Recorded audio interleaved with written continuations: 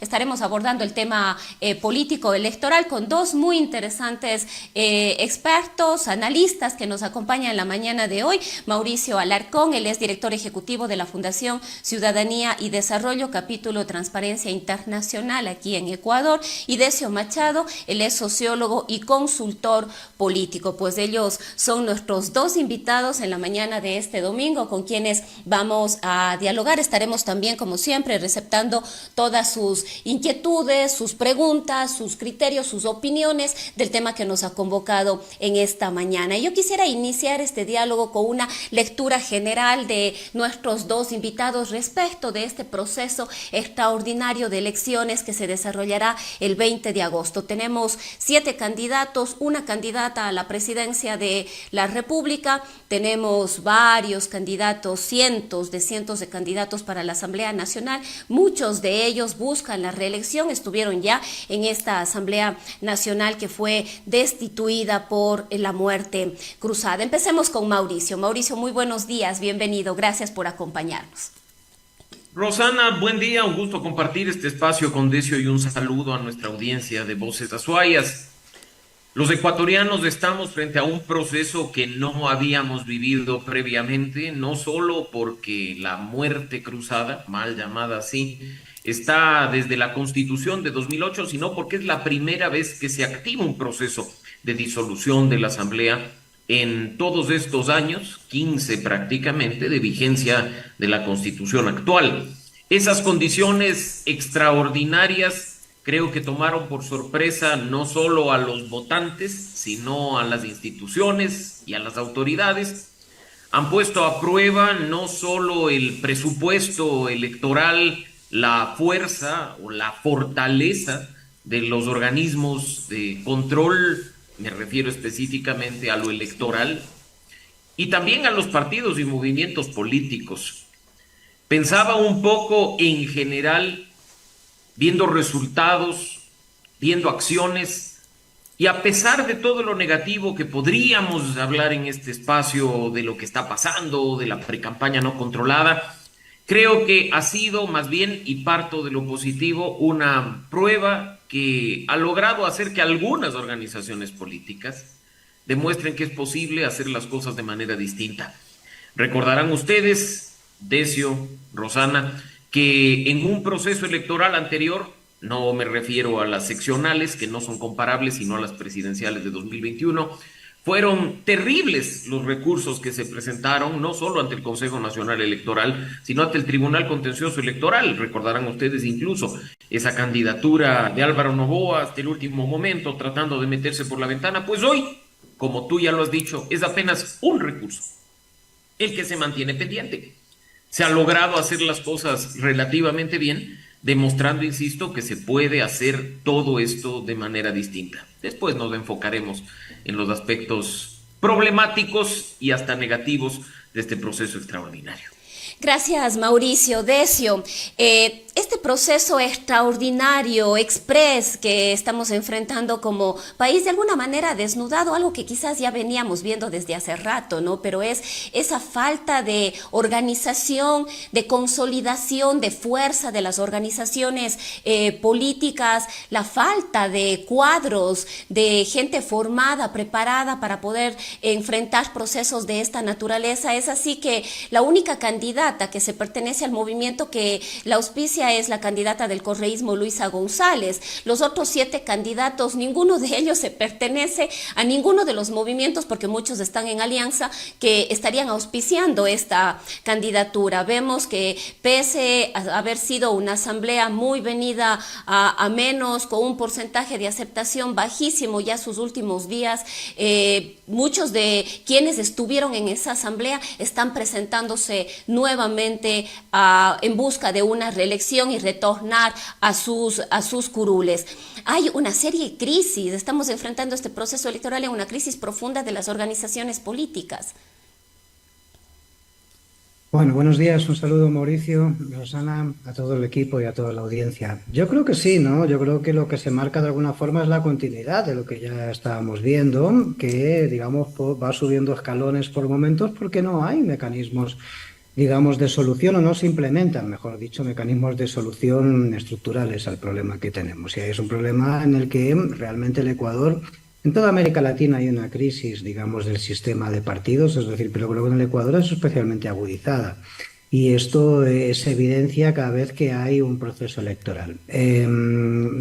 Como bien decía Rosana, quiero decirte, eso se demuestra en que de las 8 candidaturas, solamente una, que es la única que realmente, la única fuerza política que realmente tiene una estructura orgánica, es decir, que tiene músculo, digamos, de militancia, de adherientes en el conjunto del país, es capaz de posicionar una candidata, en este caso, digamos, que sea de las estructuras partidistas de su organización. Los demás son candidatos, digamos, que no se corresponden a las estructuras de partido. ¿Pero por qué? Porque no existen esas estructuras de partido. Quiero decir, realmente son partidos, de alguna forma, me atrevería a decir que son partidos atrapatodo, ¿no?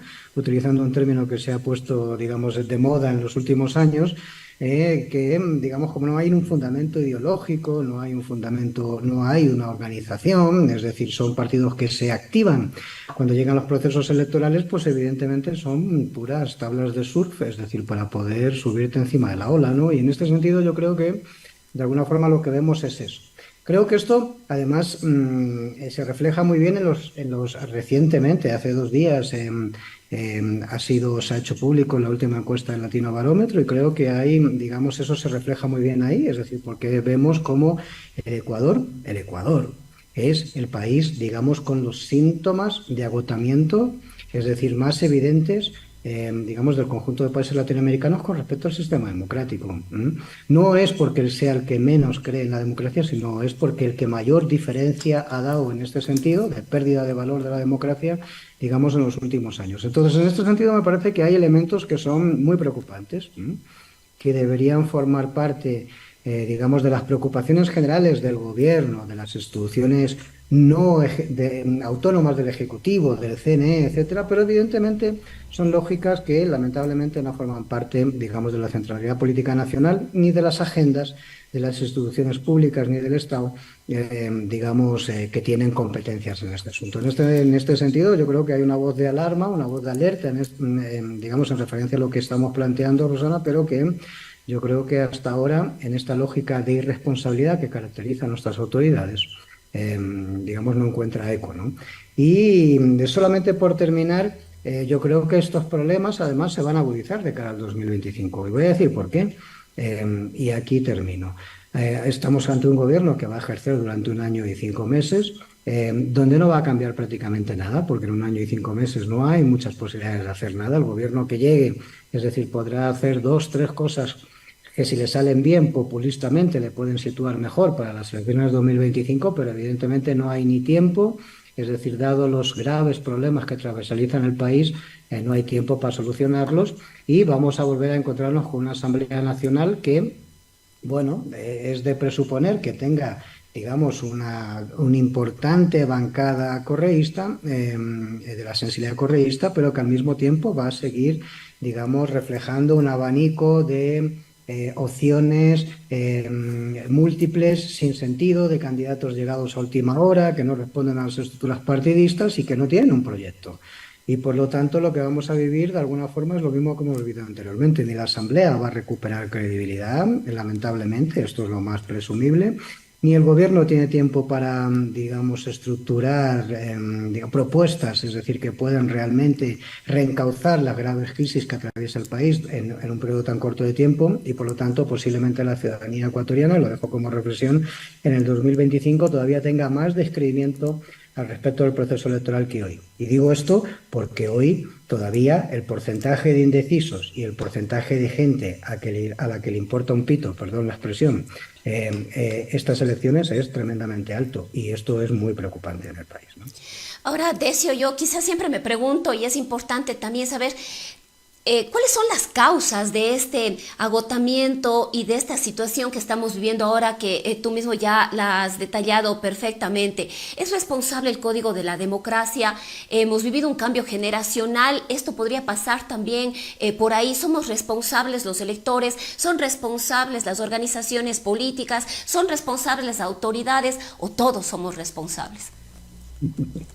Bueno, yo creo que somos responsables un poco todos, ¿no? Y cuando digo todos me refiero a todos menos el ciudadano, que es al que se le responsabiliza porque el mainstream general es que a la gente no le importa la política, que los jóvenes cada vez están más distantes de la política, etcétera. La desafección de la política es una cosa generada por el establishment político, es decir, y por el Estado. Es decir, es que realmente hay una deuda pendiente cada vez mayor entre, digamos, la clase política ecuatoriana y la sociedad.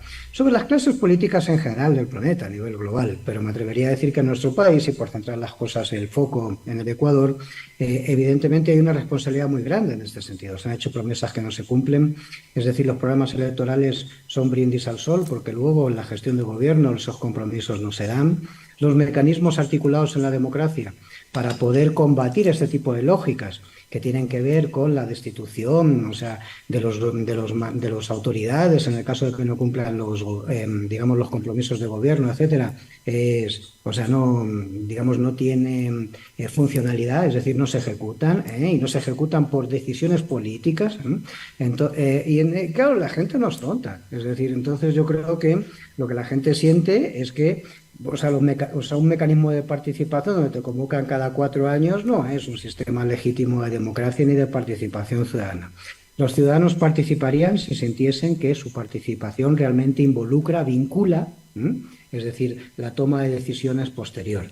Eso no se da y en este sentido yo creo que la gente cada vez es más desafecta, digamos, con la política. Creo que es un problema serio, grave, y que a la larga puede pasar facturas, porque el problema de los quiebres de los sistemas democráticos es que lo que viene después no es mejor, ¿no? Evidentemente. Gracias, Decio. Mauricio, justamente estos síntomas de este agotamiento al que hace referencia Decio, con el que quizás yo coincido mucho, se evidencian además en lo que ya dijimos, ¿no? Una falta de estructura de las organizaciones políticas que en su momento no saben qué hacer, los límites de las ideologías como que se pierden, un día están con un candidato, otro día con otro, y en definitiva vemos una mezcla que termina confundiendo a la población, porque tal o cual candidato en las pasadas elecciones estuvo con un movimiento, cuyo movimiento hoy auspicia a otro candidato que es de una tendencia opuesta, incluso radicalmente opuesta a lo que fue.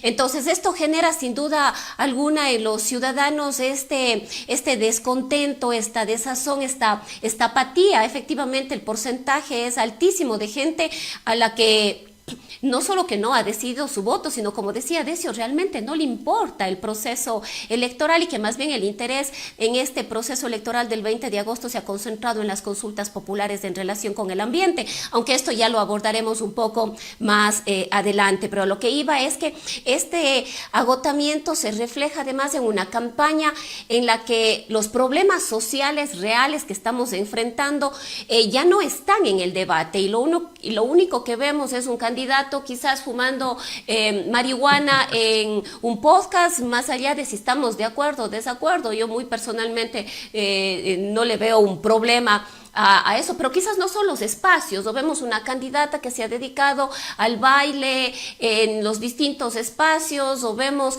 cosas como estas, ¿no? Que definitivamente no están abordando los problemas y no nos están mostrando a los ciudadanos cuáles van a ser sus propuestas, sus soluciones, sus posiciones, pese a que el tiempo sea corto, para resolver lo que realmente nos está afectando. Rosana, los ciudadanos en alguna medida sí somos responsables, pero responsables de llegar a salvo a nuestras casas, responsables de buscar día a día un sustento económico, responsables de hacer un trámite público sin que nos cobren una coima, porque al fallar las instituciones, al fallar las bases de la democracia, nos toca cargar con una responsabilidad que no deberíamos. Y eso es también parte de ese agotamiento. Si nosotros hemos decidido dar un pedazo de nuestra libertad, entregar un mandato a un grupo de representantes para que hagan un trabajo en nombre nuestro, y vemos que lo único que hacen es servirse de dicho mandato, servirse de dicho poder, para beneficio propio o el de su capataz, caudillo o grupete de amigos, la consecuencia es la que estamos viviendo ahora. Tú ya lo decías, qué grave es que en una campaña tan atípica considerando, como ya decíamos hace un momento, que el periodo de gobierno será muy corto, es simplemente una transición en la que la ciudadanía quiere ver algo después del fiasco de los poco más de 2 años que ha estado en el poder Guillermo Lasso, que un candidato se enfoque en el baile o en la fumadera o en cualquier cosa. Probablemente no estaríamos tan preocupados de ello si es que al menos ese tipo de actos iría acompañado de una propuesta. Y no me refiero al qué, porque el qué creo que lo sabemos todos. Tampoco me refiero al por qué, porque la razón está identificada plenamente por la ciudadanía. Los estudios, las encuestas determinan claramente cuáles son las prioridades que a criterio nuestro tienen que ser atendidas por nuestros representantes. Me refiero principalmente al cómo, al con quién y en cuánto tiempo. Nos hemos dado nosotros del trabajo, algunos, de leer planes de gobierno, de escuchar con atención las propuestas e indignarnos de que, teniendo en cuenta ese horizonte de 18 meses aproximadamente, haya quienes ofrezcan grandes obras de infraestructura, que sabemos que en situaciones normales demoran mucho más tiempo en construirse, o personas que quieran echar mano de la salida fácil, como salir a dar bala, en definitiva, en lugar de solucionar los problemas de fondo que nos tienen en la crisis de inseguridad que vivimos como Ecuador. Así es que esa política irresponsable sigue desgastando nuestra credibilidad y nuestra confianza en el sistema. Ya sería el colmo que, además de toda la responsabilidad que tenemos y ese gran peso que cargamos en los hombros, ahora tengamos que preocuparnos de que las organizaciones políticas hagan su trabajo. Y por eso mencionaba al inicio, Rosana, nos están demostrando que si les diera la gana, la cosa funcionara mucho mejor, porque partidos y movimientos que, si no tienen que presentar recursos, no lo hacen, pero no torpedean un proceso. Partidos y movimientos que podrían activar y cumplir con lo que dice la ley, pero no lo hacen. ¿Por qué? Porque si la autoridad está distraída y saben que cualquier cuestión queda impune, ¿para qué perder el tiempo? Hay que empezar a cambiar estructuras, instituciones, relaciones de poder. Los ciudadanos estamos dispuestos a hacerlo, pero ¿qué pasa con el otro lado? Ahora, Mauricio, en este mismo sentido tenemos que analizar un poco que el porcentaje mayoritario de electores ahora son los jóvenes. Entre los millennials y los centennials creo que son más del 50%, si no me equivoco el 57%, no sé si ustedes tienen el dato exacto, pero son el 57%, y mucho se ha atribuido que al ser esta población más joven la que ahora son los electores, entonces le ofrecemos a esta población cosas muy ligeras, muy light.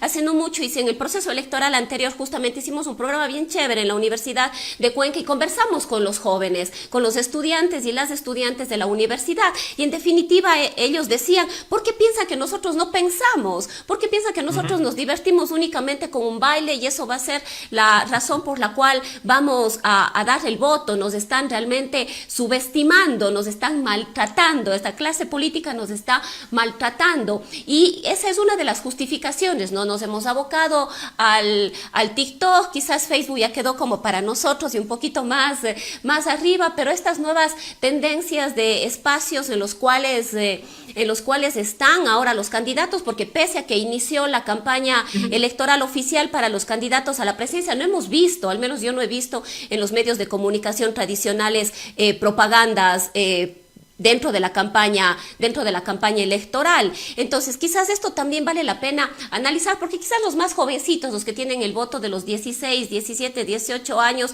quizás sí le ven al candidato en las redes sociales, pero tampoco se les invita a dialogar, a discutir, a pensar los temas que nos están afectando y en esta crisis diversa en la que estamos. Rosana, probablemente veamos todos a los candidatos en redes sociales. La gran incógnita es haciendo qué, haciendo payasadas, haciendo bailecitos.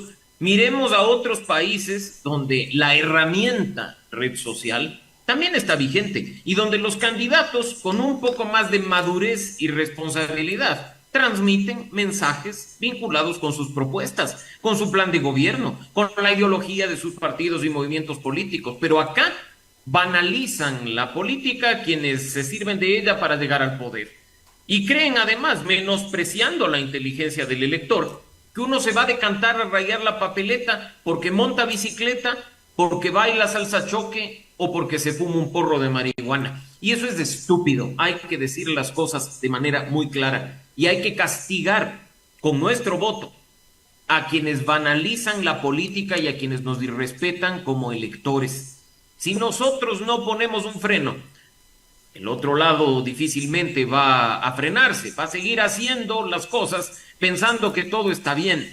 Así es que hay, sí, ahí de nuevo un trabajo pendiente por hacer. Que en espacios como este, sí, hagamos análisis, pero cuando ustedes tengan la posibilidad de tener a candidatos enfrente, se hagan preguntas incómodas, se hagan las preguntas que no están en los planes de gobierno, que nos digan quién les financia, que nos digan quiénes están detrás como equipo de trabajo, para que después no nos aparezca un cuñado incómodo haciendo de las suyas, o también se nos aparezca un gerente de empresas públicas fugándose por los tejados y terminando en Argentina.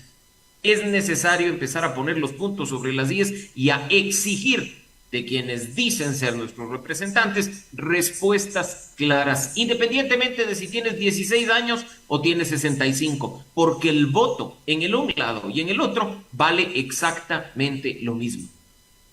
Gracias, Mauricio. Decio, esta situación de la campaña electoral tal y como la estamos viviendo, que también es un síntoma de este agotamiento, ¿no? Quizás ya llegamos a las redes, a los medios y no sabemos ya ni qué hacer para llegar al público en lugar de concentrarnos en lo que realmente deberíamos hacer como organizaciones políticas y en este caso como candidatos y candidatas respecto de lo que deberían ser las propuestas. También se evidencia este agotamiento en esta campaña electoral, pero quizás la pregunta es ¿cuánto realmente incide una campaña electoral de esta naturaleza en el voto? ¿A quién más se le ve? ¿Realmente es quien va a tener un mayor número de votos? Ya. Bueno, yo creo que, a ver, hay que tener en cuenta una cosa, ¿no? Y es que el voto en el Ecuador es obligatorio. Y yo creo que eso es un elemento fundamental, porque, digamos, no hablo de las encuestas de opinión de las empresas demoscópicas al uso, sino tenemos investigaciones académicas que vendrían a indicar algo así como que si el voto no fuese obligatorio en el Ecuador, el nivel de ausentismo electoral estaría por encima del 60%, es decir, con porcentajes de los más altos que hubo, por ejemplo, en Colombia, ¿no? En otros momentos, porque ahora bajó un poquito. Entonces, en este sentido, creo que eso es importante significarlo. Sí, yo creo que en relación a lo que planteaba Mauricio anteriormente y lo que planteabas tú, Rosana, yo creo que hay una minusvaloración por parte de los candidatos de las facultades mentales de los ecuatorianos. Perdona que hable así, es decir, pero es que hay cosas que son terribles, ¿no? Y sobre todo, o sea, hay un nivel de estupidización del mensaje político enorme. Me parece que es absolutamente inadecuado. Y digo inadecuado porque es no entender realmente lo que está pasando en estos momentos en la política. Mira, yo soy de la opinión de que los procesos políticos más importantes que ha habido en este siglo los han protagonizado los jóvenes, esos jóvenes a los que se supone que no les interesa la política, los han protagonizado independientemente de las estructuras institucionales de los partidos políticos, de los sindicatos y de las formas al uso de organización institucional. Me refiero a las primaveras árabes, al 15M de los indignados, a los Occupy Wall Street, Londres, Hong Kong, etcétera. Quiero decir, o sea, hay un montón de procesos, a las movilizaciones de los estudiantes chilenos en América Latina, de los brasileños en el 2013, lo que pasó en octubre del 19 en el Ecuador, es decir, lo que se repitió luego en Colombia. En fin, o sea, me parece que hay un montón de procesos de estas características que vendrían a demostrar que sí hay una preocupación por la política de los jóvenes. Lo que pasa es que los jóvenes están buscando canales organizativos y lógicas de toma de decisiones más horizontales, asamblearias, es decir, en otra dinámica que está fuera de lo que sería, digamos, el ecosistema institucional. Es decir, esto forma parte de la crisis de la democracia, ¿sí? Posiblemente tenga que ver con el desarrollo de las nuevas tecnologías, la horizontalidad, es decir, de la información, la capacidad, digamos, de interpelar a un gobernante o a un líder político, es decir, a través de las redes sociales y que éste te conteste o no, es decir, pero esta sociedad oblicua de la comunicación que se ha conformado con el desarrollo de las TIC, ¿no? Pero creo que esto es un elemento fundamental y me parece que Esto no se entiende en la política ecuatoriana. No es una cuestión de quién más aparezca. Quien más aparece puede estar apareciendo más haciendo el ridículo. Y esto en un momento determinado, con los problemas transversales que tiene este país, me parece que no es precisamente algo de lo que te puedas vanagloriar o que te vaya a dar votos, ¿sí? Yo creo que hay algunas cosas en esta campaña electoral que se pueden entender, ¿sí? Yo puedo entender la estrategia de las ovejitas o de las lentes de sol, buscando en un momento determinado, quiero decir, compactar un voto duro, es decir, una estructura que tenía problemas por la elección del candidato o de la candidata presidencial en este caso, que habían optado y que había divisiones internas. Y creo que además les funcionó, es decir, como elemento de hegemonizar de alguna forma, homogeneizar, mejor dicho, el voto, digamos, de sus bases, es decir, en pro de la candidata, de su candidata. Creo que eso tiene sentido, ¿sí? Tiene sentido, digamos, algunas otras estrategias que hemos visto por ahí. No tiene sentido lo de fumarse el porro. Y no digo, y bueno, yo soy de los que aboga por la legalización del consumo de marihuana. Quiero decir a mí esto no me genera ninguna crisis. Pero lo que quiero decir es que eso no tiene sentido. Son, digamos, recursos improvisados que se hacen y muy mal leídos, como se pudo ver después. O sea, uno puede acertar en ese tipo de cosas y de repente pegar el pelotazo le puede ir muy mal, que creo que es lo que le pasó a este señor y a su parcero, ¿no? que estaban en este programa de radio, es decir, fumándose, digamos, este cannabinoide, o, digamos, otras cosas que hemos estado viendo, por ejemplo, yo creo que básicamente y fundamentalmente en la campaña de Heroes, ¿no? Es decir, querer repetir lógicas del 2021 en un país que tiene un nivel de crisis muy superior todavía al del 2021, es decir, donde los problemas se están incrementando de forma acelerada. Me parece que ahí hay una mala lectura de la política, hay una mala comprensión de la política y además me parece que hay una falta de, digamos, hay un irrespeto a la sociedad ecuatoriana. Y digo esto porque me parece que las coyunturas en las que estamos, es decir, donde el nivel de dolor es generalizado en la sociedad, no hemos levantado cabeza desde la crisis de la pandemia, esta es la realidad. Yo creo que, hombre, andarse con ese tipo de cosas te puede pasar factura. Entonces yo creo que ahí hay una parte de las cosas que estamos viendo, digamos, ahora mismo en las intenciones de voto, y entiendo que por lo que comentaste, luego hablaremos de eso, ¿no?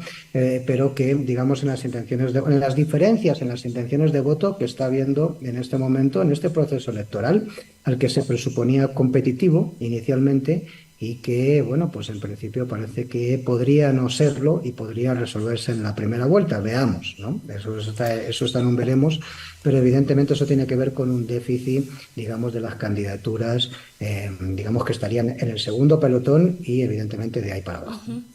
Ahora, Decio, a esto se suma muchísimo, a este ridículo en la campaña electoral, se suma la violencia política, se suma la agresión. Veo tuits de líderes políticos en los que no he podido encontrar un solo tuit en el que no haya un insulto, en el que no haya una grosería, pero además eso genera una lista y una cadena interminable de insultos y de groserías, sobre todo en Twitter, ¿no? Que es un poco ese espacio que se ha generado para eso, pero vemos muchísima violencia, vemos muchísima agresión, y bueno, hablando de las mujeres, esto sin duda alguna se multiplica. La violencia política de género, por supuesto, es mucho más agresiva porque apela a otras condiciones en relación al género, pero realmente esto también debería preocuparnos porque, como decía hace un momento, no encontramos, o son muy pocos los tuits en los que no haya una agresión en el contexto de esta campaña, de esta campaña electoral. Sí, yo creo que sí. Y además, bueno, creo que en el caso de Twitter hay que hacer una referencia concretamente a esa red específicamente, es la red de la política de alguna forma. Y evidentemente, como es la red de la política, es un basurero, ¿no? Es decir, pero con independencia de que sea una red con Pero de eso es un basurero, pero no podemos salir de ahí. Sí, no podemos salir de ahí a los que nos preocupa la política, a los que estamos de alguna forma no en esto, ¿no?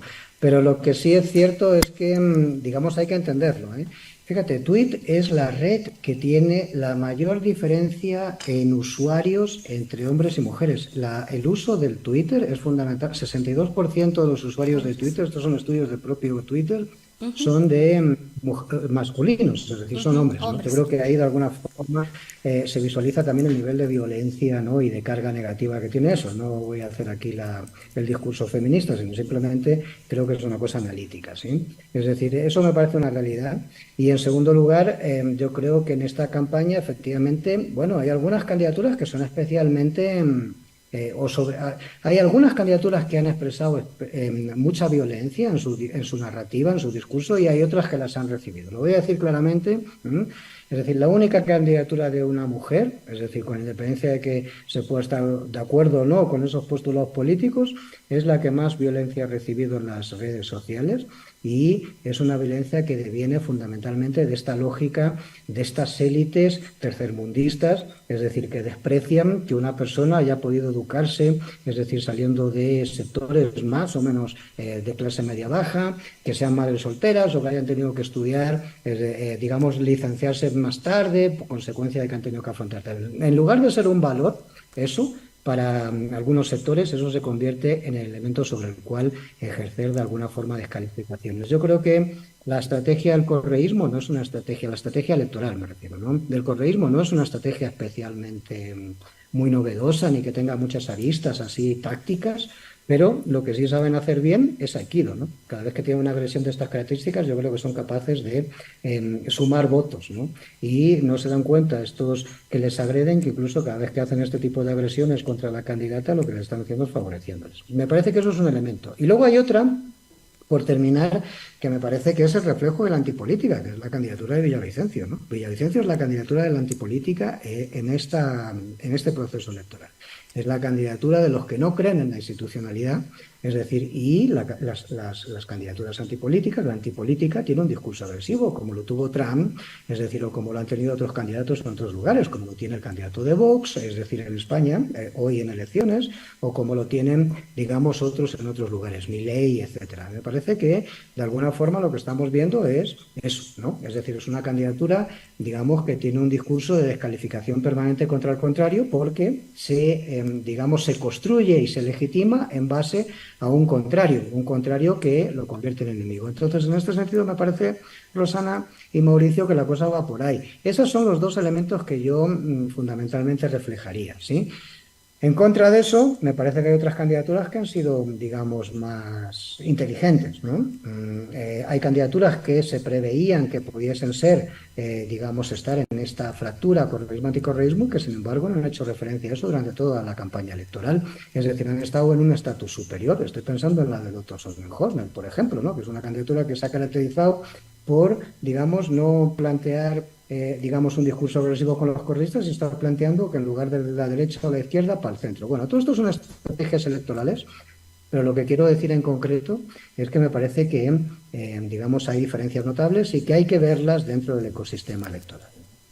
Gracias, Decio. Mauricio, ¿podríamos creer que en el país se superó ya el correísmo versus el anticorreísmo o todavía estamos en ese contexto de cara a este nuevo proceso electoral?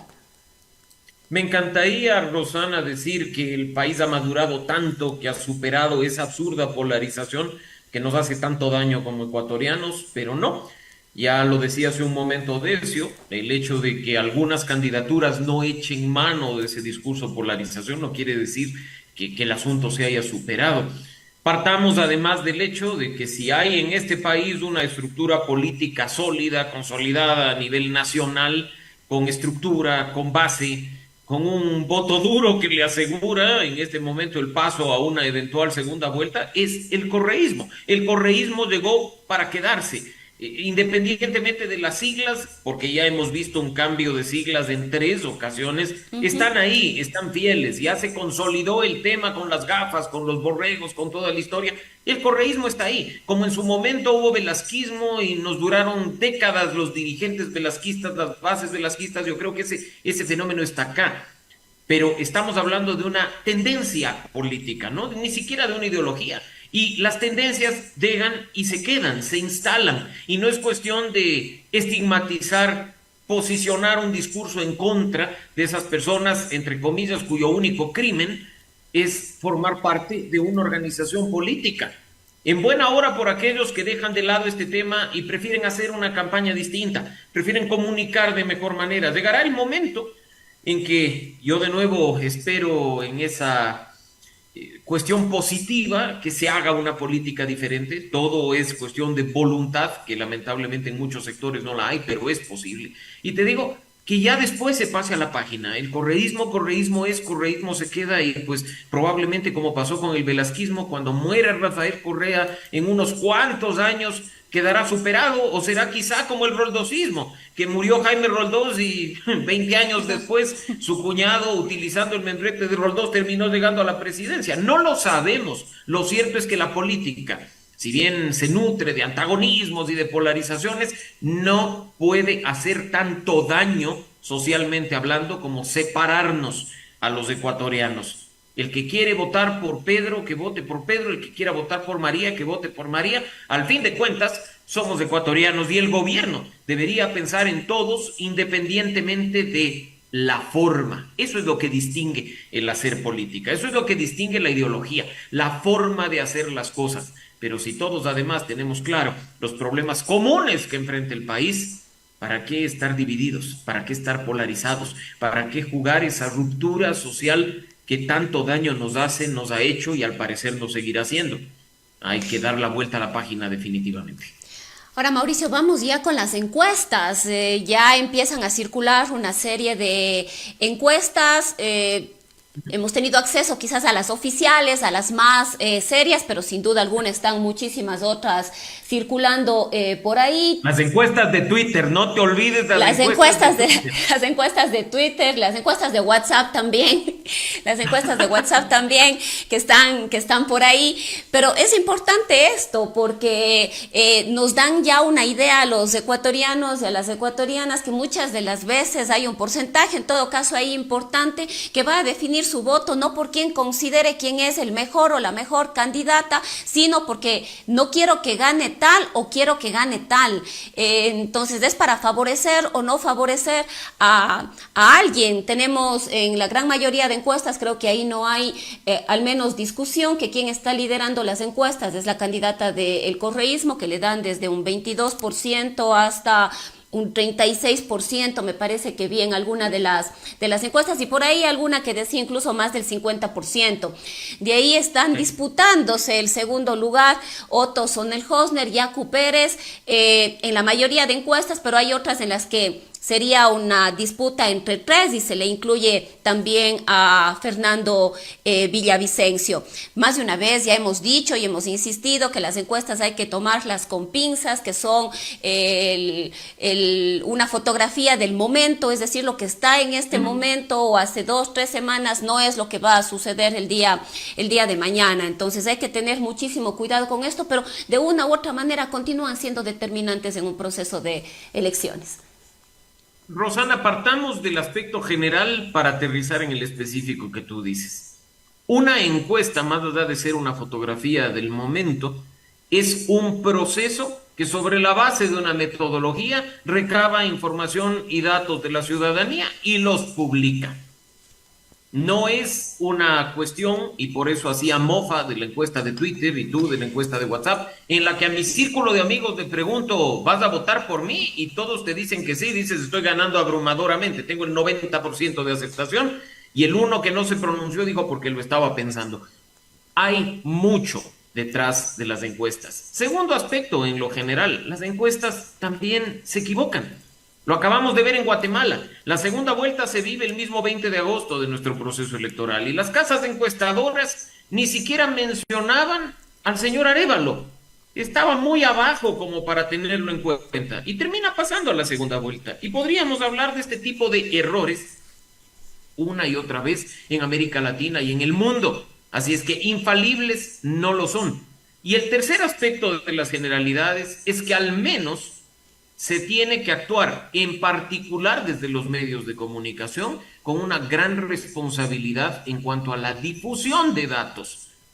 Bastaría echar mano de aquellas encuestadoras, sean personas naturales o personas jurídicas, registradas para este proceso electoral en el CNE para hacer pronósticos, para dejar por fuera a esos nombres rimbombantes que empiezan a circular con estudios sacados de la chistera del mago, que terminan diciendo esto es lo que está pasando o este candidato es el que va.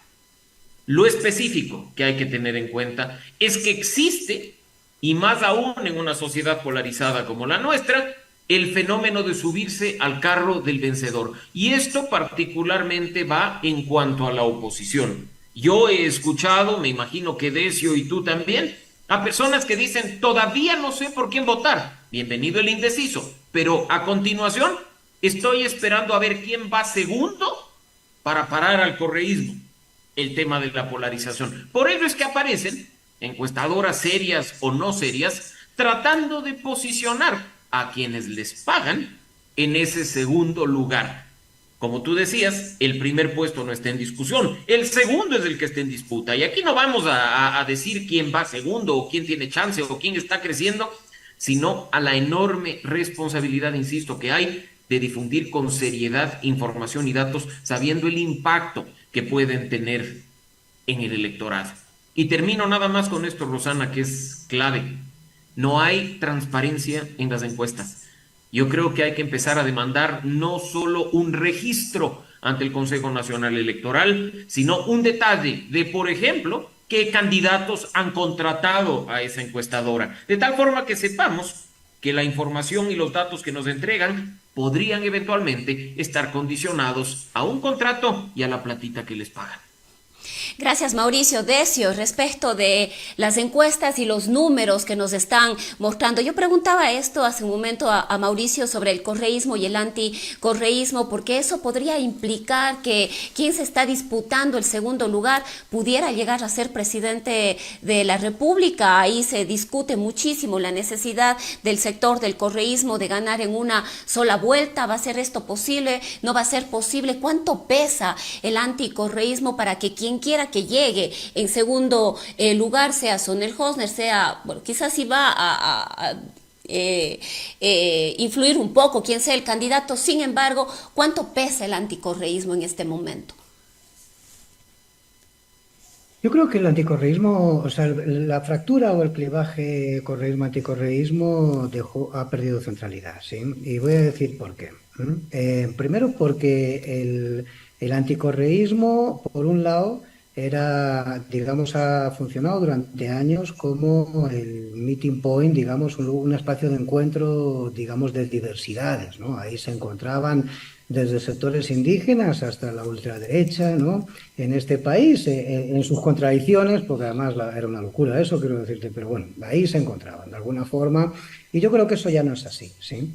Me parece que eso ya ha perdido esa fuerza y creo que eso es lo que hace que una candidatura como la de Villavicencio no supere el 10% aproximadamente en intención de voto, que es lo que dicen todas las encuestas más serias. No voy a hablar de las excepcionalidades ni de las singularidades, ¿sí?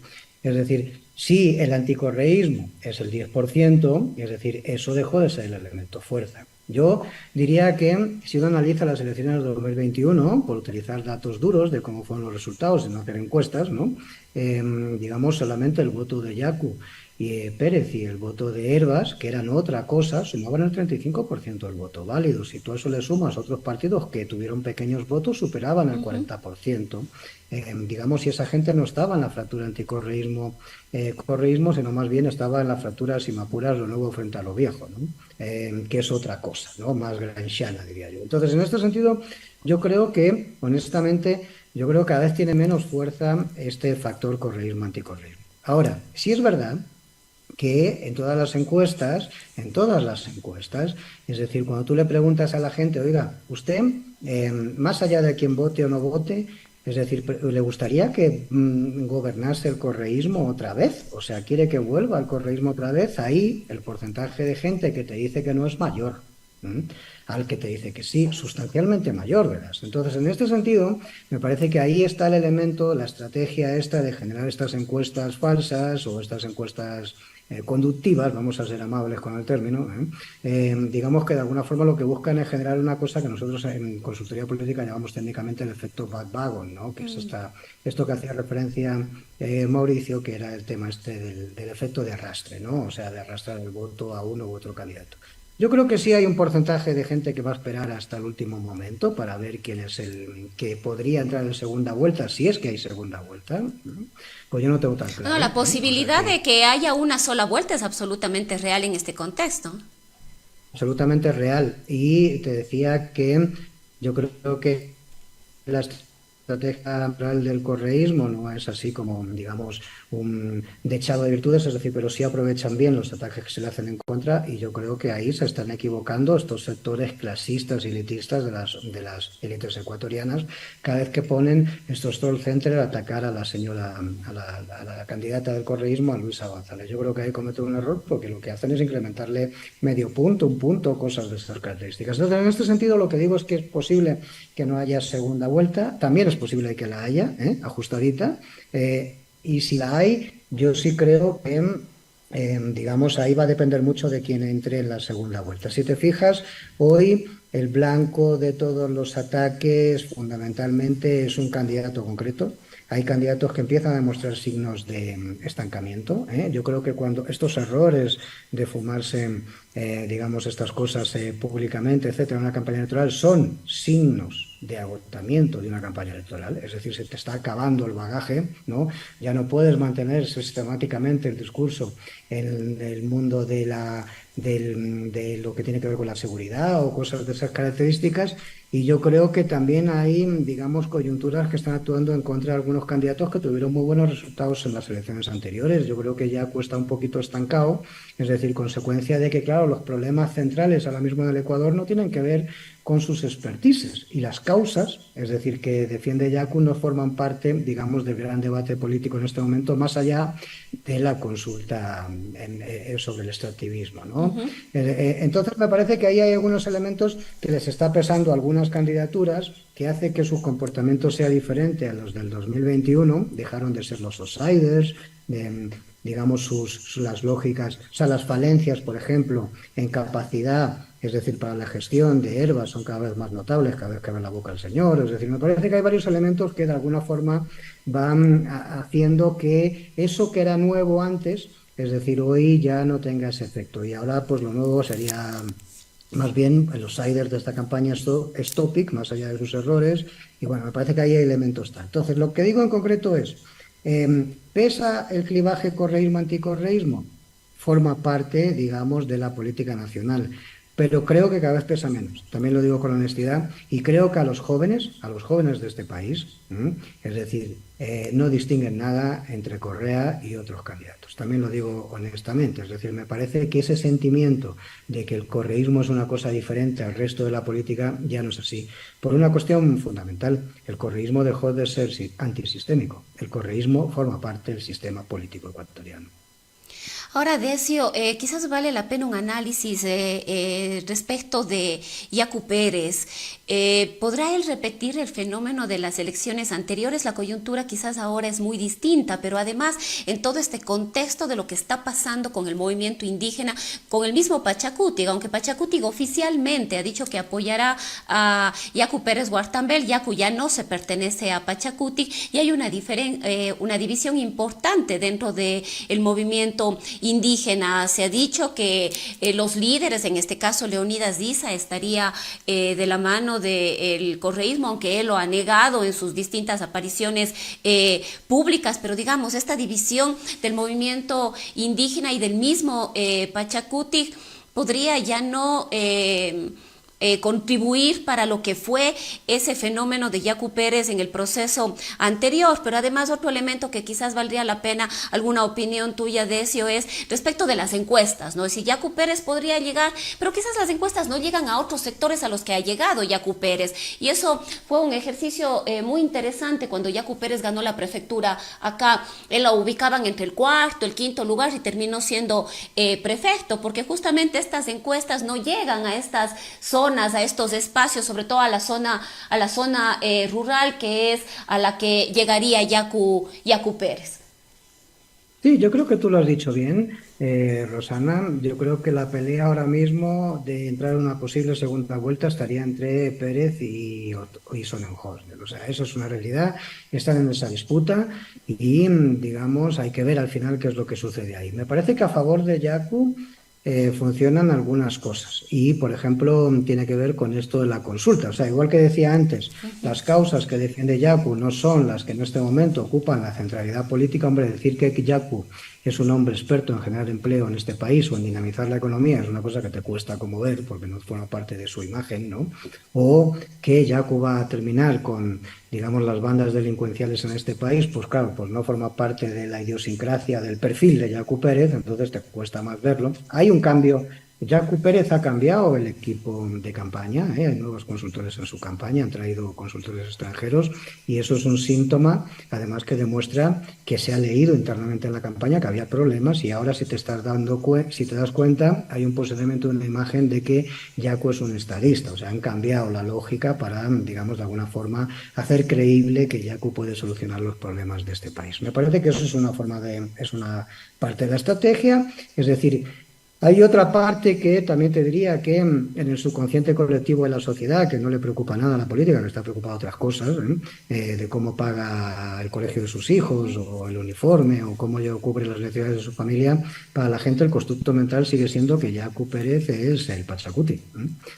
Quiero decirte con esto de que el drama lo tiene la alianza, es decir, para meter a los asambleístas, porque va a haber mucho voto que va al Pachacuti porque identifica a Yaku con el Pachacuti, ¿no? Es decir, no con democracia sí, ni con el Partido Socialista, ni con cosas de estas características. Eso es otro elemento que me parece importante.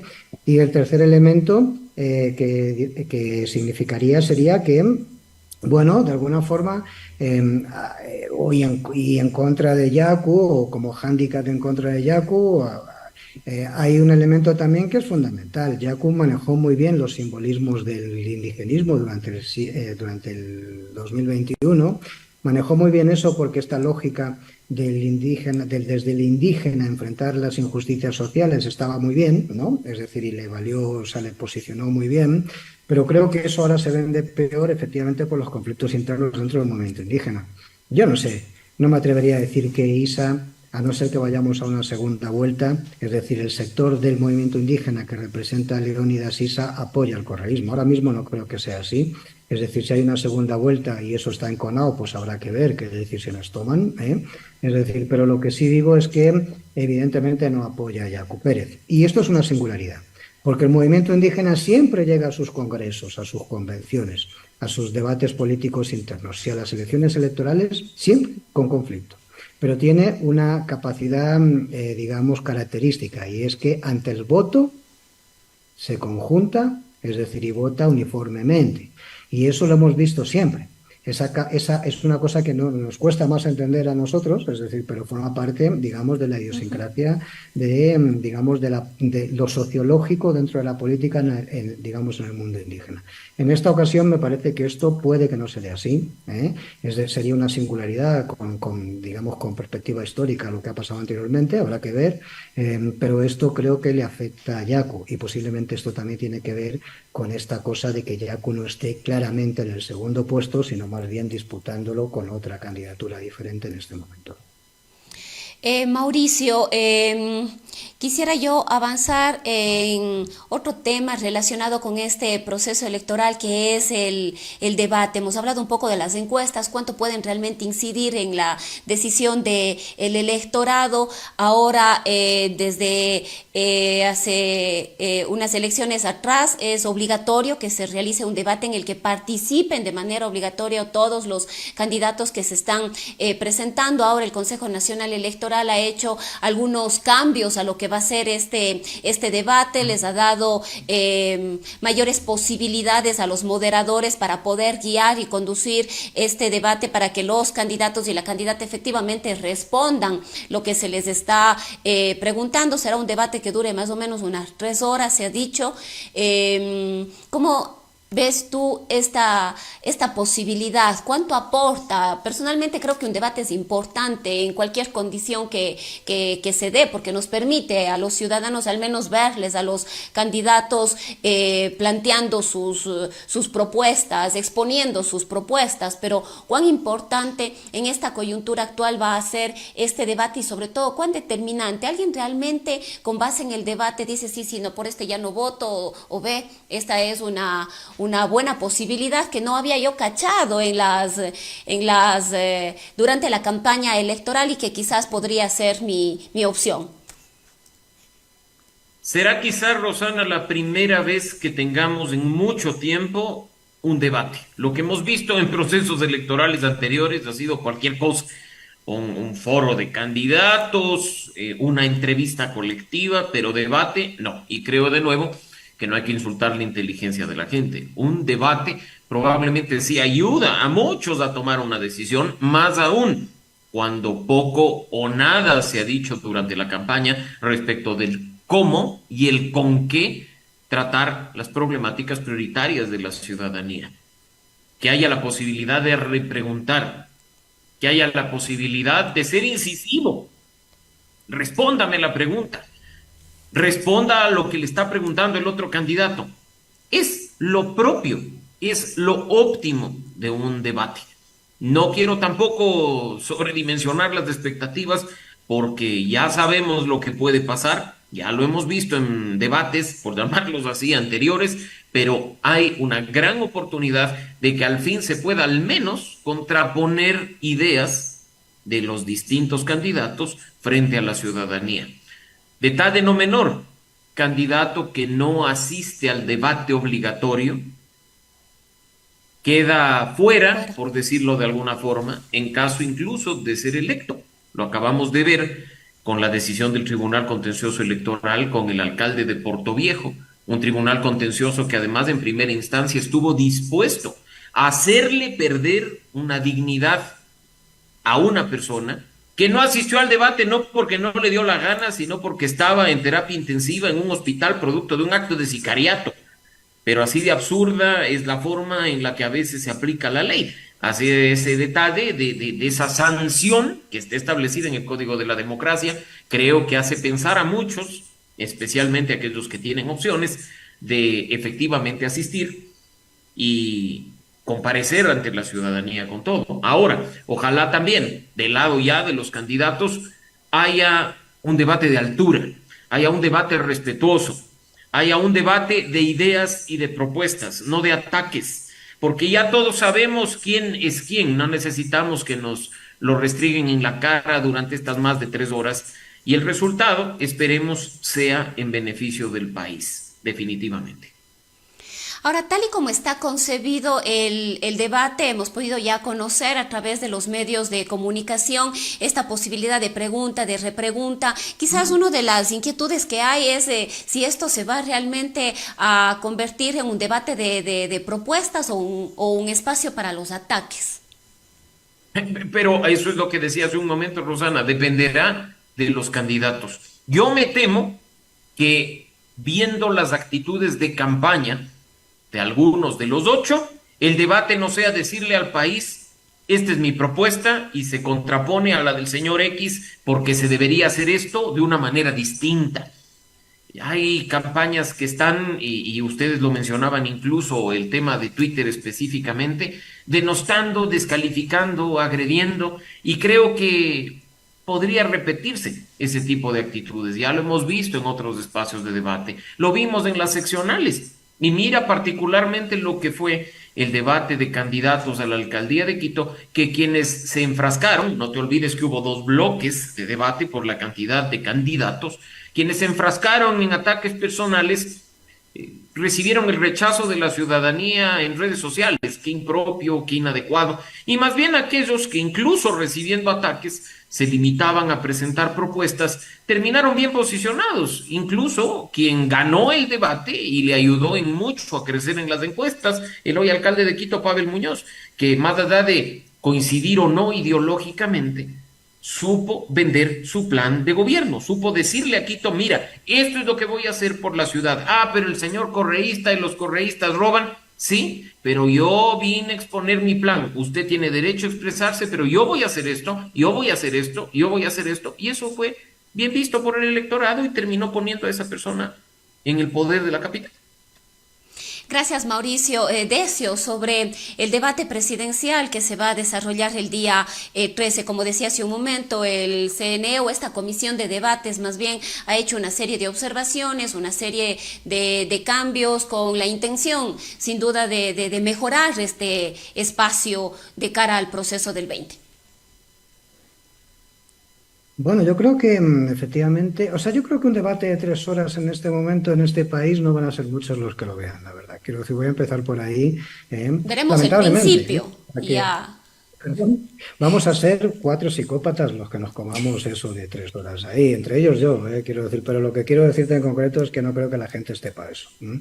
Posiblemente vea una parte al principio, es decir, pero la gente se cansará, se aburrirá, porque además las metodologías, digamos, aplicadas en los debates en el Ecuador son metodologías bien poco, digamos, amables, es decir, con la audiencia, sí, es decir, me parece que genera muy poco atractivo. Lo digo con toda honestidad, me parece que ahí le falta, ¿no? Pero en segundo lugar, yo sí creo que lo que vamos a ver en el debate, pues, el debate es importante para la gente que le importa la política, porque yo creo que hay mucha gente que está pendiente de esto, a ver dónde decide su voto, pero no porque no le importen las elecciones, sino porque lo que quiere es votar con algún sentido, o bien pensando en que llega la segunda vuelta, o bien viendo si pasa algo que le saque a los candidatos que están en el pelotón de los, digamos, en el segundo pelotón, por llamarlo de alguna forma, ¿no? O en el pelotón que sigue a la candidata principal, digamos, a ver si alguno destaca por alguna cosa. O sea, la gente que está ahí sí le va a afectar el debate. Y porque es gente que le interesa la política de alguna forma, que tiene una inquietud con eso, pero que en un momento determinado tiene decidido su voto. Yo creo que lo que vamos a ver es, pero vamos, no creo que nos vaya a generar muchas expectativas el debate. Hay debates que en algún momento han posicionado candidatos. Oye, Freire hizo la campaña del 2021 sin salir de su casa, ese señor. Es decir, o sea, que hacía las entrevistas por Zoom. Acuérdate que estábamos en el momento inmediatamente posterior a la pandemia, ¿no? Hacía las entrevistas por su casa, apenas invirtió capital político en esa campaña, capital económico, perdón, en esa campaña, y, digamos, consiguió, no recuerdo ahora mismo cuál fue el resultado, pero 3 o 4 puntos, digamos, en base a que tuvo una buena respuesta en el debate, ¿sí? O sea, en ese tipo de cosas yo creo que quizás el debate pueda marcar una disputa entre los segundos, quiero decirte, entre Yaku, entre Otto y en menor medida quizás Villavicencio, al que es muy previsible ver, ¿no?, cuál va a ser la actuación que va a hacer ahí, es decir, porque entiendo que va a ser una continuidad de la campaña, de lo que ha hecho en la Digamos, campaña. podríamos creer Pero que más ahí va a haber más bien un ataque entre quienes se disputan el segundo lugar más que hacia la candidata que prácticamente ya está segura en caso de que haya una segunda vuelta. sí. Bueno, no sé si un ataque, pero ahí debería estar la estrategia fundamentalmente, creo yo. O sea, yo creo que hay uno, es decir, que posiblemente en la candidatura de Villavicencio, etcétera, que son candidaturas construidas en torno a contra el correísmo, evidentemente pues tendrá que atacar al correísmo porque si no dejará de ser él, ¿no? Es decir, nadie entendería nada, ¿no? Pero lo que quiero decir en concreto es que sí me parece que la estrategia en el debate posiblemente esté más en el marco de, digamos, entre Yaku y Otto. Yo creo que ahí es donde se juegan posiblemente 1 punto o 2 puntos, digamos que podrían ser muy importantes de cara, si es que siguen así, de más o menos empatados, como aparecen en las encuestas, es decir, quién estaría ahí en posición de poder entrar en la segunda vuelta, suponiendo que haya segunda vuelta. No creo que haya un problema con Luisa. Lo que vamos a ver de Luisa es lo que ya hemos visto, ya lo hicimos, lo volveremos a hacer. O sea, es ese discurso permanente, sistémico, de alabanza al sursum cordan, ¿no?, del correísmo, que es el líder, ¿no? Y de alguna forma yo creo que lo interesante de ese debate sería ver la capacidad, digamos, tanto de las candidaturas de Yaku, en este caso de Yaku Pérez en concreto, porque quien está ahí es el candidato, como de Otto Sonnenhorst y sus respectivos estrategas y asesores, es decir, en ver cómo se marca la diferencia entre ellos. A mí esa es la parte, personalmente, desde mi punto de vista, que me genera cierta, digamos, atractivo, ¿no?, en este debate que está por venir. Muchísimas gracias, Decio. Mauricio, bueno, quizás hemos hablado un poco ya de los candidatos a la presidencia de la República, pero en honor al tiempo yo quisiera avanzar con los candidatos a la Asamblea Nacional. Y aquí pasa un poco lo que hablábamos hace un momento, decíamos, bueno, ¿quiénes somos los responsables de que la política esté dándose la vuelta ahí? Justamente un amigo oyente nos dice, pero si no fuéramos los ciudadanos los responsables, Si no fuéramos los ciudadanos los responsables, no tendríamos asambleístas que están ya por 2, 3, 4 hasta...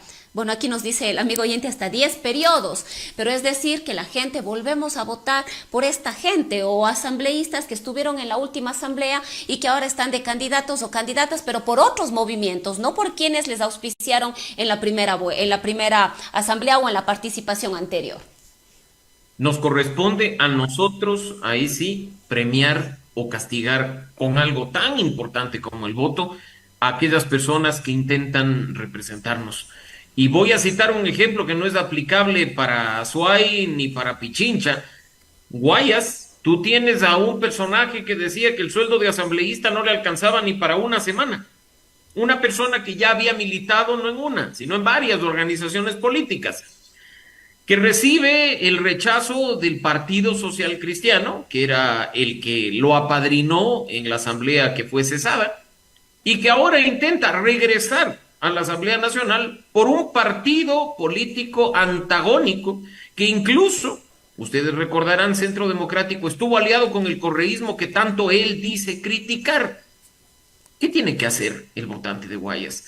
Castigar a esa persona y no entregarle el voto. Tenemos casos de legisladores para quienes más importante era discutir cuán rico es el bizcocho de Cayambe, cuán energética es la guayusa de la Amazonía, o si el Chimborazo es o no el punto más alto de la Tierra cercano al Sol. Les vamos a premiar para que sigan entregando medallitas, para que sigan entregando condecoraciones, para que sigan perdiendo el tiempo en lugar de aprobar una ley tan importante para el país como la Ley de Gestión de Riesgos. ¿Qué han dicho los candidatos a la Asamblea al respecto? ¿O están simplemente encaramados a ver si el efecto arrastre del candidato a la presidencia, como sucedió en 2021, les entrega una curul de regalo? La incoherencia, el camisetazo, ese transfugismo, tiene que ser castigado por la ciudadanía.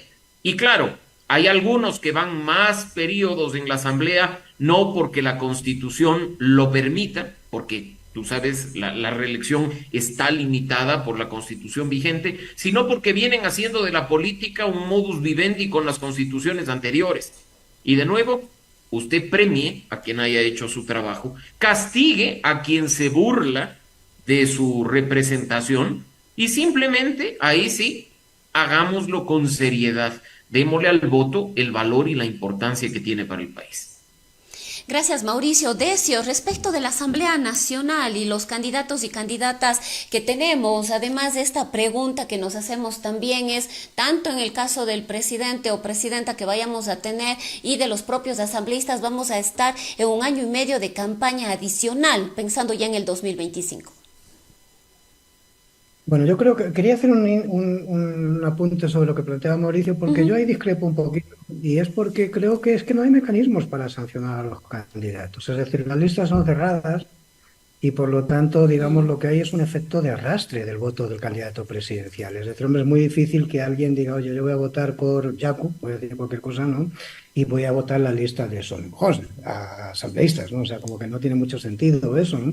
Entonces, el problema es que cuando la lista es cerrada, y eso es un problema de cómo se ha diseñado esto por parte del CNE, cuando la lista es cerrada, el problema es que los tipos están ahí, o sea, le vendo el paquete, oiga, ¿no? Es decir, con lo que va dentro, ¿no? Entonces, en este sentido, o sea, es como la caja que uno no sabe, ¿no? Entonces, el tema de esto es que me parece que lo que vamos a tener es una, digamos, relación directa entre el voto del presidente, el voto al candidato presidencial en la primera vuelta con respecto a la representación, salvando las lógicas. Pero quizás aquí, Decio, a mí me genera esto una inquietud, ¿no? Porque esto podría favorecer, en este caso, al partido que tiene una estructura fuerte, que es el correísmo, y efectivamente tiene candidatos en distintos lugares. Pero pienso en Pachacuti, por ejemplo, aunque está apoyando a Yacu Pérez, no tiene un candidato. Y pienso en las otras alianzas, la alianza de Villavicencio, pienso en la alianza, que son varios movimientos, también de Jan Topic, de Otto Sonel Hosner, pero no tienen, digamos, candidatos o una lista como tiene el correísmo en las provincias, por ejemplo. Entonces yo me Claro, pregunto pero si es que efectivamente ese arrastre se va a dar, con excepción, como digo, de el movimiento potente que tenemos en este momento, el único que es el correísmo. Los no, yo socialcristianos creo que no tienen como socialcristianos una lista, por ejemplo, en el ASUAI, sino una alianza que se ha dado con otros movimientos que la gente, que yo, que digamos soy una persona relativamente informada acá, no los conozco. claro, verás, yo creo que lo ves en la campaña en este momento. Voy a decir una cosa un poco audaz, pero lo voy a decir así de claro. Los candidatos que están en plena campaña permanente en este país, los candidatos, digo, hablando de los candidatos a legisladores y legisladoras, son los candidatos correístas. Los que tienen capacidad de moverse en sus territorios, es decir, generando actividades, es decir, sin la presencia del candidato presidencial o la candidata presidencial, son los candidatos legisladores correístas. Es decir, ningún otro. Los demás están en una actitud, digamos, yo me atrevería a decir altamente pasiva si no están al lado del candidato presidencial, si no le toca la visita a ese territorio a su candidato presidencial. ¿Y eso por qué? Es decir, porque están, digamos, jugando la lógica del arrastre. Es decir, lo que les da el candidato, es decir, es lo que ellos tienen. Yo creo que el resultado de las elecciones, digamos, en la Asamblea Nacional va a ser una bancada tremendamente grande de legisladores afines a la sensibilidad del correísmo, a lo mejor, y no en representación tal, hasta cerca del 50% del número de legisladores, que sabes que son más en este momento, de los que hubo anteriormente. Y yo creo que eso es lo que vamos a tener en la Asamblea, incluso la posibilidad de que pues, si esta es una mayoría y si no hay una mayoría, que no les falte mucho para eso, es decir, que se puedan negociar otras mayorías, ¿no? Es decir, móviles con sectores concretos, y lo que vamos a tener por el otro lado va a ser un abanico de fragmentaciones entre, digamos, los distintos sensibilidades que estaban adscritas a los diferentes candidatos presidenciales en base a la lógica que tenemos ahora mismo, candidatos que se mueven entre el 16 para abajo por ciento, es decir, y que eso tendrá su representación en los curules de la Asamblea Nacional. Creo que tenemos eso, eso parece que va a ser el resultado de las elecciones legislativas.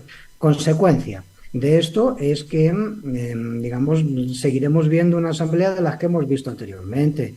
No veremos mucha diferencia en esto. Por esto son desde ahí leo yo estas amenazas de Cucalón y de algunos otros voceros del gobierno cuando dicen, oiga, no irán a intentar otra vez digamos, destituir al presidente de la República, porque es que ya están viendo cuál va a ser el resultado de lo que va a pasar en las elecciones. Entonces, me parece que, de alguna forma, o sea, si hay dudas con respecto a quién pueda ganar la campaña presidencial, y digo esto porque si el correísmo no gana en primera vuelta, se le complican las cosas en segunda, me parece que con respecto a la Asamblea Nacional, Rosana, hay muy pocas dudas de cuál va a ser lo que va a pasar, a no ser que nos encontremos con alguna cosa extraordinariamente, digamos, inesperada, pero la sensación generalizada es que, digamos, la Asamblea va a ser así. Y vuelvo a repetir, es decir, el problema de estos personajes a los que hacía referencia Mauricio, que tiene toda la razón, es decir, en descalificar, el problema de estos que están metidos en esos bloques de listas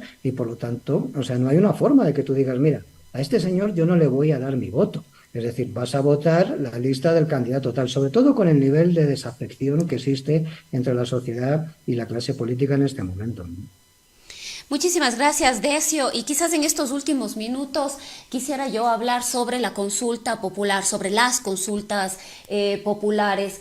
Mauricio, en algún momento algunos analistas o algunos sectores han dicho que más allá de quien vaya en este año, año y medio a estar al frente del país o al frente de la Asamblea, lo que realmente importa es la decisión que vamos a tomar respecto del Yasuní en este proceso electoral. ¿Cuán importante realmente es esta decisión que ha generado también un debate importante, ¿no? La posición, como han dicho incluso algunos expertos, analistas de terrorismo económico por parte del gobierno nacional, del sector productivo, del sector privado, frente a lo que advierte de las posibilidades que tendríamos a futuro como humanidad, en realidad, si dejamos el petróleo bajo tierra en el Yasuní. Los sectores activistas, ambientales, sectores sociales que estarían optando por el sí. Aquí también hay encuestas. Al parecer, las encuestas le dan ya un triunfo al sí, pero se ha generado esta otra preocupación de que el Ecuador podría perder ingentes cantidades de dinero, los 1.200 millones de dólares que han sido rebatidos ya por la academia, por expertos, y las posibilidades que tendría el país para generar estos recursos que de alguna manera suplan lo que el país dejaría de percibir. Yo espero, Rosana, un debate responsable sobre el tema del Yasuní a nivel nacional, no un debate que incluye información y datos falsos. Un debate que además no se limite al sí o no actividad extractiva, sino que incluso tope algo muy importante como los derechos fundamentales de los pueblos y nacionalidades indígenas que están siendo afectados o no con la actividad extractiva. No es un tema de petróleo sí, petróleo no, 1.200 millones o $0. Es un tema de debatir con responsabilidad vía mecanismo de democracia directa, un asunto que puede ser fundamental para el país y su futuro. ¿Hay una alternativa?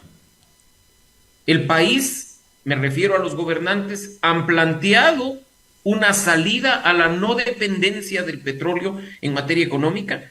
¿Por qué los ciudadanos no le exigimos al gobierno de turno que ya empiece a tratar con seriedad el tema y que no espere a que llegue un gobierno y diga, se nos acabó el petróleo y ahora estamos fritos porque la economía no tiene cómo suplir la ausencia de ingresos por este tema? Esa irresponsabilidad es la que a la larga termina generando impacto. Creo que la diferencia, ya específicamente a la pregunta vinculada al Yasuní, entre el sí y el no, va a ser estrecha. Hay que prestar mucha atención además a cómo se desarrolla la campaña electoral. No nos olvidemos que también nosotros, con nuestros recursos, estamos financiando un fondo de promoción electoral para los sujetos políticos que se han inscrito a favor y en contra de dicha consulta.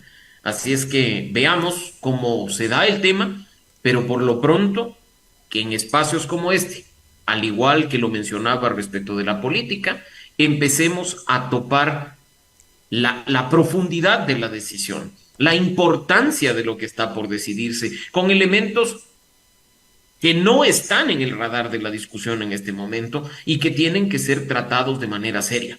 Hay una diferencia además, y Decio probablemente, al igual que yo, por la cercanía a la ciudad capital, podamos notarlo. Esa consulta que específicamente va a hacerse en Quito es diferente, es distinta y tampoco, de nuevo, se ha tratado el problema de fondo, pero es altamente probable que la protección al Chocó alcance niveles altos, que no haya una diferencia cerrada, porque aquí estamos hablando de actividad minera, por un lado, respecto de algo que creo los ecuatorianos en general y los quiteños en específico tenemos muy presente y en definitiva, además, ojalá en este tema en específico también se empiece a pedir respuestas, porque por ejemplo, si bien la actividad minera en el Chocó es un problema y está afectando una reserva que es importantísima para la ciudad y el país, hay que dejar en claro que la mayor afectación se está dando por minería ilegal,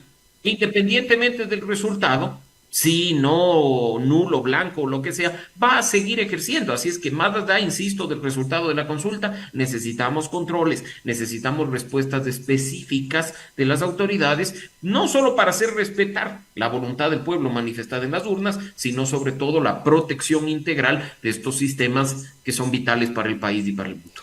Ahora, Mauricio, ¿cuánto se relaciona, cuánto influye esta pregunta respecto del Yasuní con la campaña paralela que se está llevando esta de para presidente y vicepresidente, cuando se ha insistido, por ejemplo, de algunos candidatos que expresen públicamente cuál es su posición sobre el Yasuní? Creo que de algunos ya conocemos, me parece que Javier Hervas y Bolívar Armijos han dicho que ellos están por el no.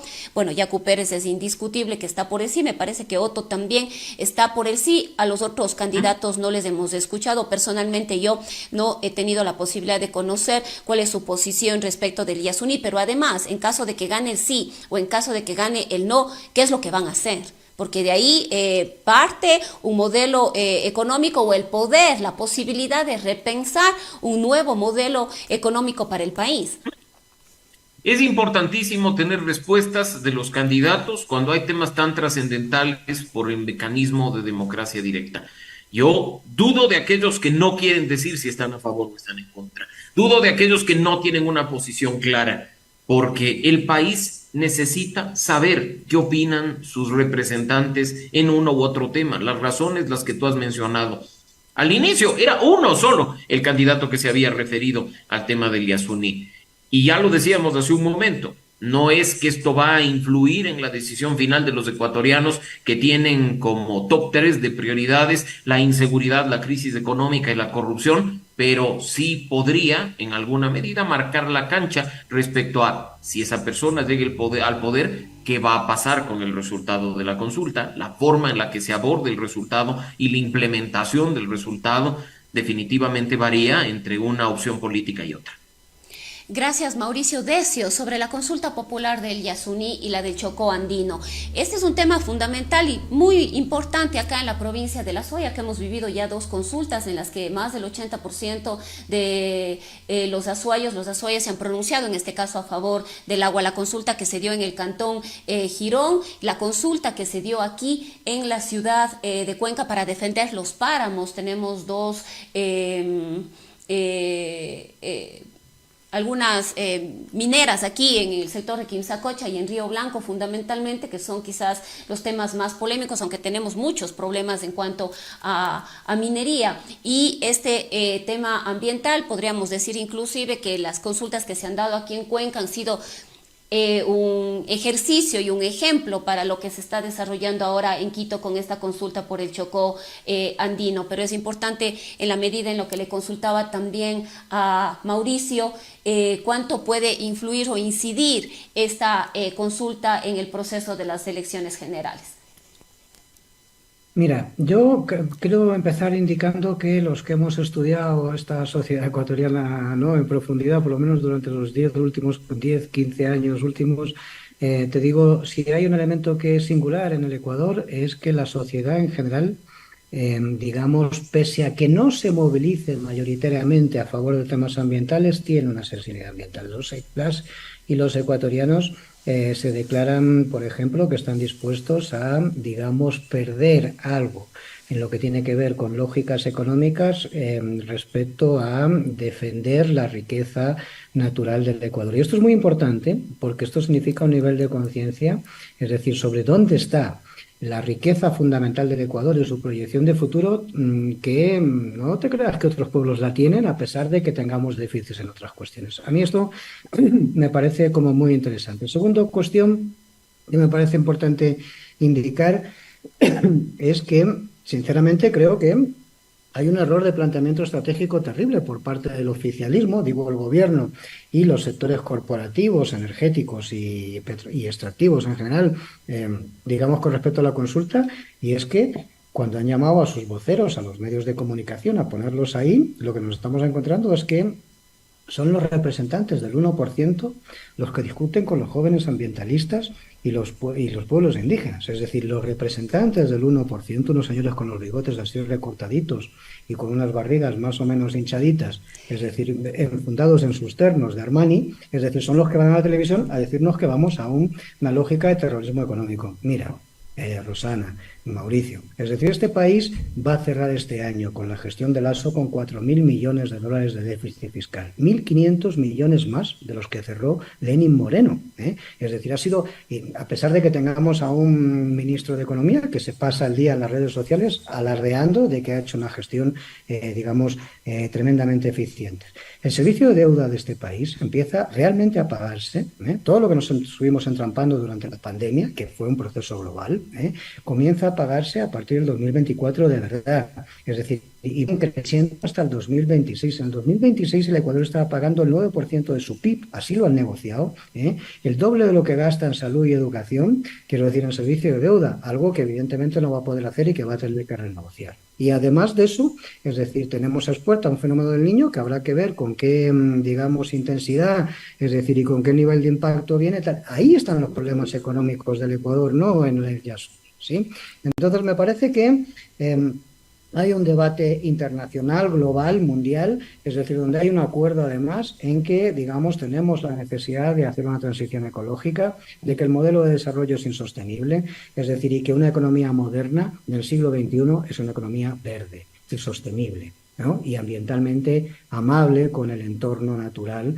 Tal. Y además de esto, y termino, este país, vamos a hablar serios, no se va a industrializar, no nos vamos a convertir en Corea del Sur, no vamos a generar microchips.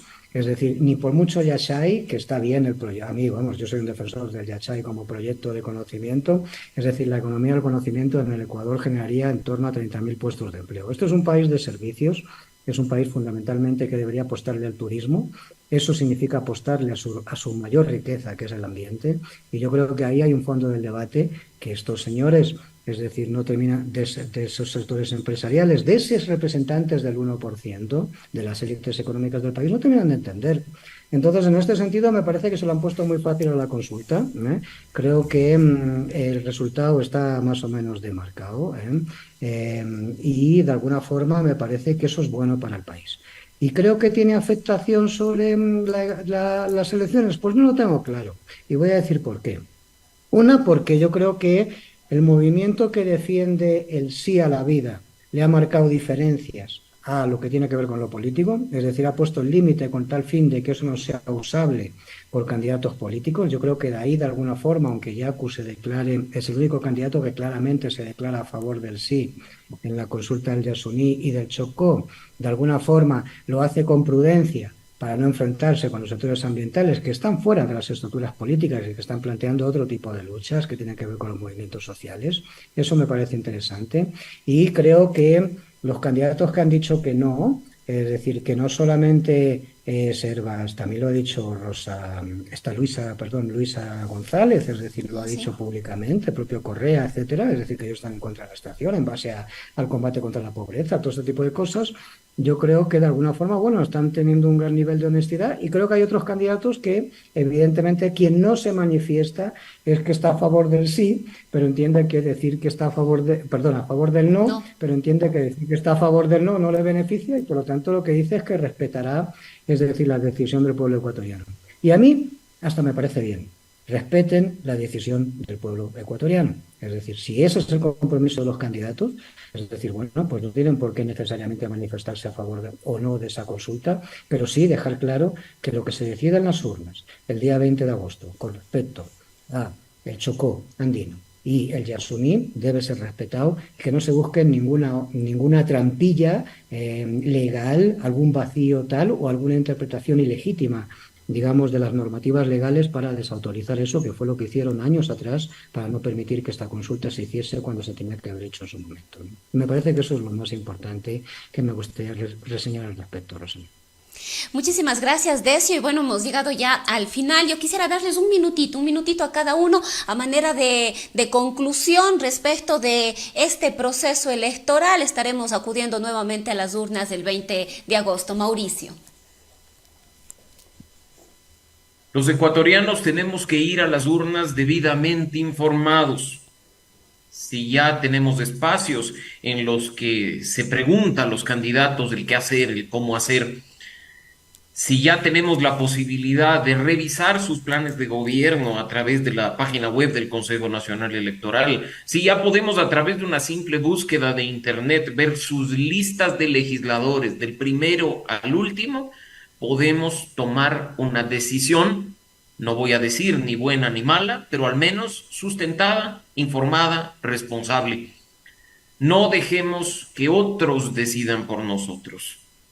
Vamos a las urnas dándole al voto la importancia y el valor que se merece, pues aunque sea un periodo de transición de apenas 18 meses, todo tiempo cuenta cuando de trabajar por la solución de los problemas de los ecuatorianos es presente. Gracias, Mauricio. Decio, un minutito. Sí, bueno, yo qué decir, ¿no? Esperemos que sea para bien la elección del pueblo ecuatoriano. Yo creo que, digamos, a pesar de la falta de digamos, a la falta de sex appeal que tiene este proceso electoral, ¿eh? Es decir, que no enamora a nadie en este momento. Yo creo que las candidaturas, como dije al principio de este lindo debate que hemos tenido hoy, de alguna forma, es decir, es un proceso electoral de encefalograma plano, la gente está preocupada de otras cosas, no de esto. Yo creo que de alguna forma es importante de que lo que venga sea evidentemente mejor de lo que hay. Yo creo que el pueblo ecuatoriano no tiene tiempo ya para seguirse equivocando. Me parece que no se puede marcar ese lujo. Y por lo tanto, bueno, esperemos que la decisión sea la más acertada posible con la finalidad de que esto vaya a buen puerto.